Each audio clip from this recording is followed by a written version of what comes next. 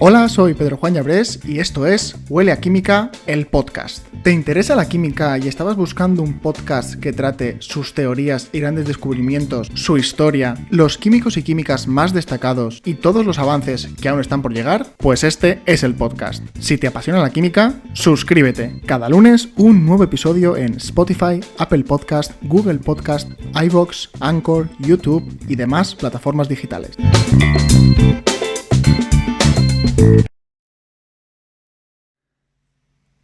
Hola, bienvenida a mi podcast, al podcast de Huele a Química. Un podcast donde ya sabes que solamente hablamos de eso, de química, de nuestra ciencia. Y si no lo sabes, pues te invito a suscribirte, a escuchar el resto de podcast y a sumarte a esta comunidad de amantes de la química que echábamos en falta un podcast, ¿vale? Porque las redes de la divulgación están repletas de físicos, repletas de biotecnólogos, de ingenieros y faltan químicos y por eso estamos en este podcast. Episodio número 10, episodio número 10. Me encanta llegar a esta cifra porque quiere decir que la cosa funciona a mí, que me está encantando hacerlo, y os funciona a vosotros porque os está gustando escucharlo. Cada vez estoy más cómodo, me encanta este formato, me permite charlar contigo. Ya cada vez me imagino más al perfil, ¿no? A tu perfil, cómo eres, qué te gusta, y me encanta charlar contigo cada semana. Bien, pues en este episodio va a ser un poco diferente, ya que quiero introducir un nuevo formato de contenido que me gustaría repetir periódicamente, no sé, cada 4 o 5 episodios, cada final de mes, o ya veremos, que es un top 5, en este caso, puede ser un top 10, ya veremos, pero un top, hablar del top 5 de lo que más me guste o lo que más te guste a ti, si me lo dejas en comentarios. Hoy, como ya habrás leído en el título, hablaremos del top 5 de descubrimientos que cambiaron la historia de la humanidad. Pero no cualquier descubrimiento, sino alguno en el que la química es la mayor responsable, es decir, el top 5 de descubrimientos en química que cambiaron la historia de la humanidad para siempre. ¿Y de dónde me he sacado este top 5, dirás? Pues bueno, ni es mío, ni es precisamente nuevo. Es una clasificación que en 2015 elaboró la Royal Society of Chemistry, o la RSC. Para quien no la conozca, la RSC es la Sociedad Química por excelencia del Reino Unido, cuyo fin es la divulgación de las ciencias químicas, el fomento de su estudio y la mejora de su imagen. Algo así como el Huele a Química del Reino Unido, pero quizá un pelín más grande, ¿verdad? Bueno, pues la cosa es que en 2014 la revista Science redactó un artículo de las 50 estrellas de la ciencia en Twitter. Es decir, los 50 científicos tuiteros más famosos.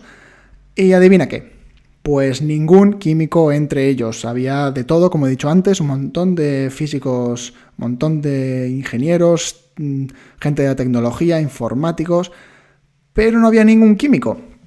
Y a ver, sé que somos ratas de laboratorio, que el mundo real nos da ansiedad urticaria, pero es que ningún químico en Twitter, pues no solo me parece a mí una lástima, sino que a la RSC le pareció suficiente como para crear una campaña para mejorar el conocimiento de la sociedad de la química y los químicos. Y entre los documentos que sacó en esa campaña, uno de ellos era una infografía donde aparece este top 5. Lo encontré, me apeteció compartirlo, encaja con el tipo de contenido que quiero hacer con estos top 5, así que aquí lo tienes, arrancamos con este top 5 de descubrimientos químicos que cambiaron la historia de la humanidad. En el número 1 tenemos las penicilinas. Sí, y digo las penicilinas, no la penicilina, porque normalmente hablamos de ella como si fuera una molécula, cuando en realidad es una familia de moléculas con una estructura común, ¿vale? Comparten una estructura común y cambian solo en algunos aspectos estructurales más sencillos.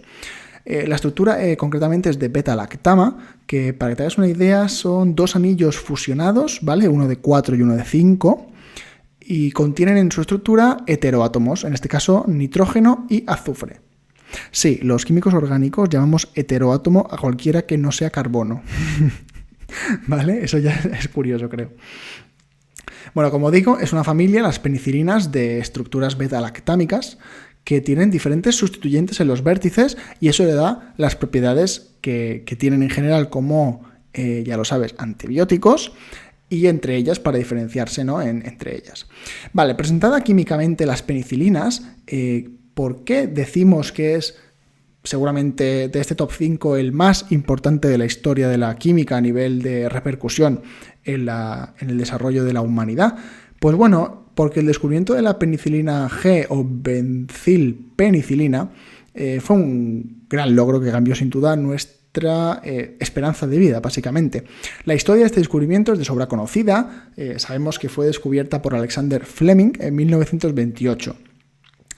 Y además de ser una historia bastante conocida, sirve de ejemplo para un concepto que me parece a mí muy divertido, uno de los más divertidos de la ciencia en general, que es la serendipia, ¿vale? Es decir, ese hallazgo de algo por suerte, por casualidad, sin buscarlo previamente. Y es que eso le pasó a Fleming, ¿vale? Según la historia, se dice que tenía en su mesa de trabajo unos cultivos bacterianos y se marchó de vacaciones. Entonces, al volver de vacaciones, encontró que esos cultivos estaban contaminados y decidió desecharlos a la basura. Sin embargo, tuvo la destreza de ver que uno de ellos, o varios de ellos, alrededor del hongo contaminante, había un círculo donde no había bacterias, ¿vale? Las bacterias de esa zona habían muerto. Es decir, el hongo podía ser causante de la muerte de las bacterias. De esa forma, Fleming se decidió a aislar y cultivar ese hongo y a confirmar su actividad bactericida y pudo extraer de ese hongo la penicilina G. Las penicilinas sabemos que son antibióticos, moléculas capaces de matar bacterias, de inhibir su crecimiento, destruir su pared bacteriana o cualquier otro mecanismo, pero siempre que lleve a la muerte celular. Y bien, ¿y eso cómo ha cambiado nuestras vidas? Bueno, es obvio que hoy se producen en el mundo muchas menos fallecimientos, muchas menos muertes por enfermedades bacterianas en comparación a, por ejemplo, un siglo atrás. O bien, hoy en día, una operación, digamos, normal, una operación de un hueso o de lo que sea, no algo tipo corazón abierto, sino una operación leve, no tiene el riesgo que tenía antes de sufrir una infección bacteriana durante la operación. Y todo eso gracias a que hemos sabido coger una molécula de la naturaleza y aplicarla en nuestro beneficio como fármaco muy común. E incluso, como comentaba en el episodio anterior, me parece que los químicos sabemos incluso coger esas moléculas de la naturaleza y mejorarlas o introducirles algunas funcionalidades que en la naturaleza no están presentes. En definitiva, que las penicilinas son uno de los mayores descubrimientos por parte de la química, porque han aumentado nuestra esperanza de vida en una magnitud muy grande y sin duda son las primeras a considerar en este ranking. No dejaré pasar la oportunidad de decir, hablando de esto, que 1. Los antibióticos nunca deben utilizarse con enfermedades víricas, solo bacterianas, que no deben obtenerse por prescripción médica, y que nunca deben guardarse en nuestra casa. Por lo tanto, debemos tomar toda la dosis que nos venga en la caja. Con esto me quedo tranquilo, porque siempre lo repito, que la resistencia de las bacterias a los antibióticos es algo real, que en 2050, dicho por la OMS, puede ser uno de los mayores problemas que tengamos en salud pública, de que las bacterias sean resistentes a los antibióticos y dejen de ser útiles. Y todo por culpa del mal uso de los antibióticos, ¿vale? Que no deben tomarse mal, en definitiva. Así que si no lo sabías, infórmate. Y si lo sabías, transmítelo. Porque es algo que la gente que no es científica quizá no sabe tanto, ¿vale? Y debemos encargarnos todos de transmitir ese conocimiento. El descubrimiento número 2 es el proceso Haber-Bosch. Si no lo conoces, el proceso Haber-Bosch es el proceso industrial de generación de amoníaco a partir de nitrógeno e hidrógeno. Es una reacción muy sencilla, sería un mol de nitrógeno gaseoso reacciona con 2 moles de hidrógeno gaseoso para dar 3 moles de amoníaco gaseoso, ¿vale? Parece muy sencillo, N2 más 2 de H2 igual a 3 de NH3. Bien, como digo, parece sencillo, ¿verdad? Bueno, pues si pensamos que primero hay que hacer reaccionar a 2 gases, ya de por sí es complicado hacer reaccionar a dos gases, y además que tanto el nitrógeno como el hidrógeno son muy poco reactivos, pues ya nos vamos dando cuenta de la complejidad. Vale, pero puede ser complejo. ¿Pero por qué es importante? Bueno, pues en realidad es un proceso que cambió nuestras vidas pues debido a que el nitrógeno juega un papel crucial en nuestros procesos biológicos, ¿vale? En los de cualquier ser vivo en definitiva. Pero a pesar de que está en un 79% presente en nuestra atmósfera, los seres vivos no somos capaces de captarlo por esa vía. No sabemos respirar nitrógeno, ¿vale? Entonces, ¿cómo lo incorporamos a nuestro organismo? Y me dirás, bueno, pero es que tampoco sabemos consumir amoníaco, no bebemos amoníaco. No, nosotros no, pero las plantas sí. Y es que, el contexto histórico es que el proceso fue patentado por Fritz Haber y en 1910 Carl Bosch comercializó este proceso y aseguró su rentabilidad como negocio y obviamente ganaron el premio Nobel por ello, ¿no? Es un proceso importantísimo. Además tuvo un mayor impacto en la agricultura, ¿vale? Como decía, en la producción de amoníaco como fertilizante fue sumamente importante en la agricultura. Y hoy en día se producen 100 millones de toneladas al año por este proceso. O sea que hablamos de que se patentó en 1910 y hoy en día sigue siendo el principal proceso de producción industrial de amoníaco. Básicamente, este proceso de síntesis industrial de amoníaco ha servido para poder mantener nuestra agricultura al nivel requerido para alimentarnos. Así de claro, mantener nuestros suelos fértiles y poder evolucionar sin preocuparnos por este aspecto alimenticio, ¿vale?, del campo. Es decir, con este proceso nuestros campos estaban casi del todo seguros y la agricultura podía darnos lo que necesitábamos. Todo gracias a la química, a la ingeniería química, en este caso, ¿vale?, para diseñar ese conjunto de tuberías y mecanismos que permiten la síntesis de amoníaco a través de dos gases, que ya te digo es muy complicado. Me gustaría que que buscaras en Google el proceso de Haber-Bosch y la primera imagen que te salga vieras la complejidad de tuberías, catalizadores, hornos, separadores que hay en ese proceso para dar un tanque de litros y litros y litros de amoníaco. Es espectacular. Venga, y si te digo paquetes de envasado de alimentos, juguetes, bolsas, contenedores, tubos y tuberías, cajones industriales, tambores, cubos, ¿qué tienen en común? Bueno, pues este es el tercer descubrimiento más importante que cambió la historia de la humanidad. Son los plásticos, ¿vale? Tienen en común todo eso, su material, que están hechos a base de plástico. Y es que los plásticos han cambiado nuestra vida de una manera brutal. Y concretamente, el descubrimiento del polietileno fue un primer gran avance. Los plásticos son polímeros, moléculas grandes formadas por moléculas más pequeñas, llamadas monómeros.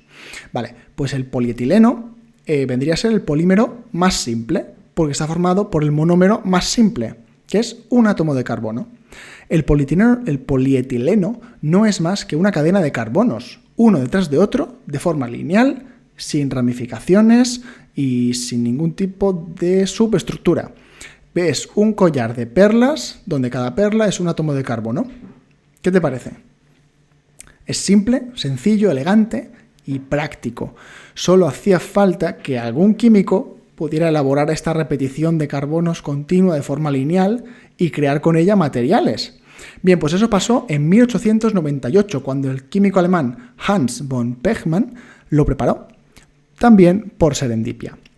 Esto marcó el inicio del estudio de los plásticos en general, ya buscando plásticos hechos por cadenas de carbono, pero con ramificaciones, dobles enlaces u otras estructuras que varían sus propiedades macroscópicas.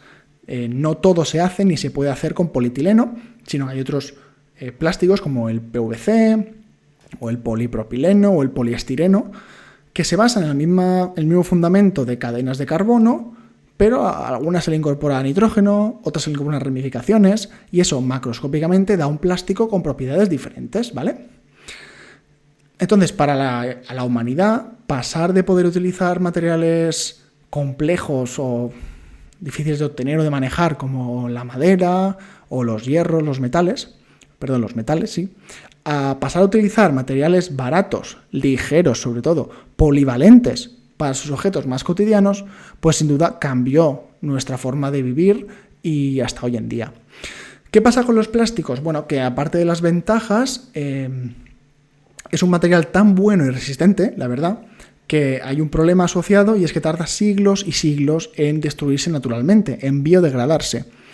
Y además, junto a su mal uso, pues ha supuesto un problema de contaminación de plásticos hoy en día. Pero bueno, nada que no estemos ya solucionando con tanto búsqueda de nuevos materiales biodegradables como con métodos más eficientes de reciclar estos plásticos, aunque sea complicado. Está claro que hoy en día es un problema, pero claro, durante muchos siglos ha sido una gran solución y un gran avance y una forma de vivir totalmente diferente teniendo los plásticos a nuestro alcance. Venga, vamos con el cuarto descubrimiento de la química que ha supuesto un gran avance para la sociedad, y es la píldora anticonceptiva. Pues sí, tanto la RSC como otras clasificaciones que he consultado la incluyen en su top 5. A ver, no lo neguemos, la píldora anticonceptiva nos ha cambiado la vida y no tengo que dar mayores explicaciones de por qué, ¿verdad? Bien, químicamente hablando, además, fue un gran descubrimiento por todo el contexto de hallazgos que se hizo a su alrededor. En la década de los 30, de 1930, se consiguió aislar y determinar la estructura de las hormonas esteroideas, algo bastante relevante, sin duda. Y encontraron que a altas dosis de andrógenos, estrógenos y progesterona se inhibía la ovulación. Esto llevó a preguntarse si podían intentar controlar los niveles hormonales humanos, ¿vale?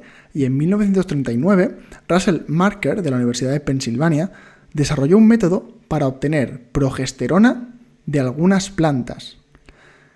En este proceso descubrió la planta definitiva, que es la que está asociada a esta historia del descubrimiento de la píldora, que es la saponina de llame mexicano no comestible.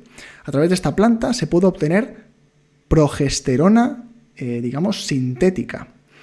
A raíz de todas estas investigaciones hubo otras, hasta que se acabó por fin desarrollando el primer anticonceptivo hormonal basado en un conjunto de hormonas muy preciso y muy balanceado para reajustar el ciclo menstrual y, evidentemente, con los menores efectos adversos posibles.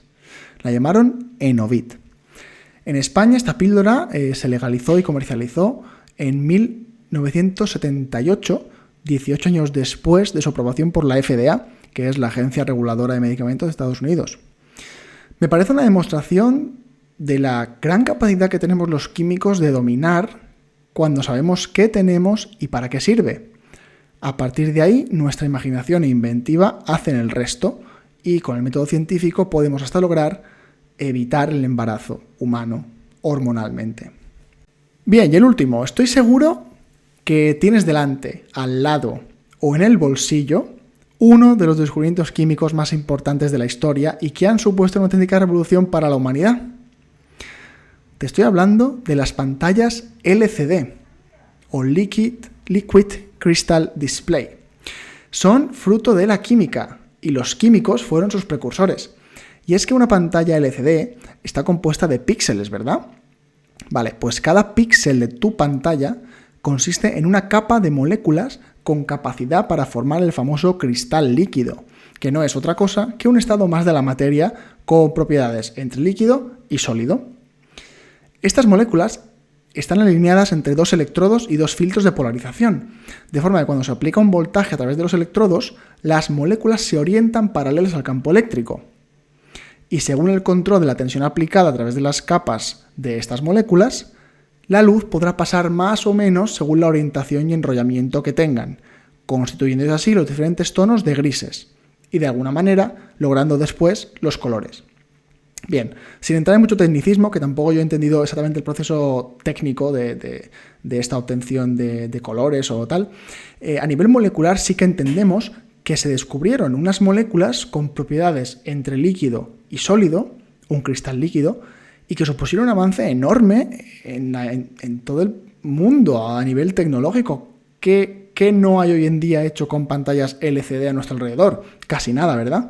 El mérito hay que atribuirlo en primera instancia a Friedrich Reinitzner, que en 1888 descubrió que esteroles extraídos de zanahorias eran un cristal líquido, se comportaban como un cristal líquido.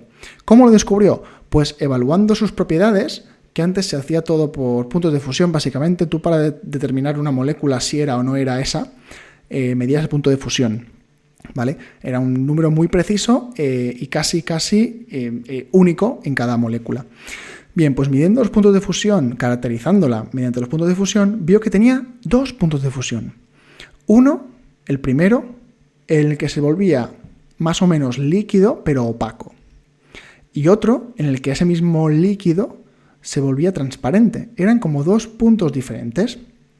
A esas temperaturas intermedias, ¿vale?, entre esos 2 puntos de fusión, las llamaron la mesofase. Y eso constituye la creación de un nuevo estado de la materia, que es el cristal líquido. Todas estas moléculas en un cristal líquido tienen la capacidad de desplazarse unas respecto a otras, ¿vale? No están fijas como los sólidos, por tanto se comportarían como líquidos en ese aspecto, pero sí que tienden a estar orientadas del mismo modo, y eso es una propiedad de los sólidos. En definitiva, quizá la química aquí no tenga que ver en el sentido de las pantallas, pero el descubrimiento de los cristales líquidos de moléculas que se comportan de esta manera ha llevado a que la tecnología avance con esas moléculas a crear pues las pantallas LCD, que lo queramos o no, nos han cambiado la vida, ¿vale? Todo esto va de descubrimientos que han cambiado la vida de la humanidad, el desarrollo de la humanidad. La penicilina en cuanto a la esperanza de vida. El proceso de Haber-Bosch a la fertilidad de los campos de agricultura. El polietileno a todos los materiales que hoy en día tenemos a nuestra disposición, baratos, ligeros, en fin. La píldora anticonceptiva a nivel social. O las pantallas LCD a nivel tecnológico para poderme tú estar viendo a través de YouTube o con tu ordenador o con tu tableta o con tu teléfono, ¿vale? Es sin duda innegable. Hasta aquí el episodio de hoy. Espero que te haya gustado. Voy a hacer este top más a menudo. Tengo varias ideas de ya los tops que quiero llevar a cabo, pero me gustaría que me dejaras comentarios de los próximos top 5 o top 10 que te gustaría hacer. Por ejemplo, el top 5 de químicos de la historia o químicas de la historia también, top 5 de moléculas importantes para la vida, por ejemplo, top 5 de los átomos que más me gustan, de los elementos que más me gustan, no lo sé. ¿Qué top 5 te gustaría a ti? Déjamelo en comentarios en cualquiera de las plataformas donde escuches este podcast, que seguro que yo las voy controlando casi todas, ¿vale? Casi todas. Si no, me lo puedes dejar también en Instagram, @hueleaquímica, allí podemos interactuar y charlar un rato. O también estoy en Twitter o en Facebook. Si no me estás viendo a través de YouTube, tengo un canal de YouTube en el cual cuelgo estos podcasts en formato de vídeo donde puedes verme. O también puedes, ¿qué más? Leer una entrada de mi blog, ¿vale? Mi blog Huele a Química, que empecé en 2016. Y ahí tengo algunas entradas escritas cuando empecé a divulgar escrito. En definitiva, si pones Huele a Química en Google, me encontrarás. Espero que te haya gustado este podcast, que te guste el podcast en general. Si acabas de llegar, suscríbete y escucha todos los anteriores. Ya estamos por el 10 y seguimos para adelante, ¿vale? Seguimos más porque tengo preparado más material. Ya está. Hasta la semana que viene. Nos vemos la semana que viene. ¡Chao!